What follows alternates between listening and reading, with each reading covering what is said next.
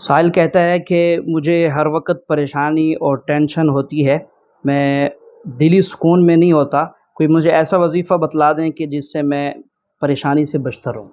دیکھیے، وظیفہ بتلانے سے پہلے کچھ باتیں میں عرض کرتا چلوں کہ خوشی اور غمی یہ انسان کے زندگی کا جزو لازم ہے، اور خوشی کے جذبات میں انسان کو راحت ملتی ہے اور یہ ایک فطری امر ہے۔ اور اسی طرح ناکامی جب انسان کو ملتی ہے تو اس وقت انسان کو پریشانی کا سامنا کرنا پڑتا ہے، تو یہ بھی ایک فطری عمل ہے۔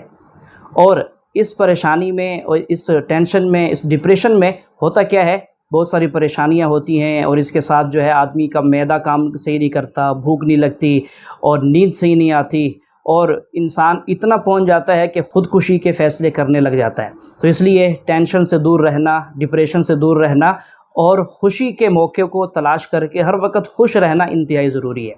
اور اس کے لیے سب سے پہلے تو یہ ہے کہ آدمی فرائض کا اہتمام کرے، نمازوں کی پابندی ہو، اور اسی طرح ذکر کا اہتمام ہو۔ الا بذکر اللہ تطمئن القلوب، کہ آدمی کو اللہ کے ذکر سے دلوں کا اطمینان نصیب ہوتا ہے۔ اور گناہوں سے بچنا بھی انتہائی لازم ہے، اور اس میں جو ہم آپ کو بتانے جا رہے ہیں کہ آقا کریم صلی اللہ علیہ وسلم نے ٹینشن سے، ڈپریشن سے، پریشانی سے بچنے کے لیے جو وظیفہ بتلایا ہے، سنن ابی داؤد کے اندر آقا کریم صلی اللہ علیہ وسلم فرماتے ہیں کہ جو آدمی صبح اور شام 7 مرتبہ یہ سورہ توبہ کی آیت پڑھ لے، حسبی اللہ لا الہ الا هو علیہ توکلت وہو رب العرش العظیم،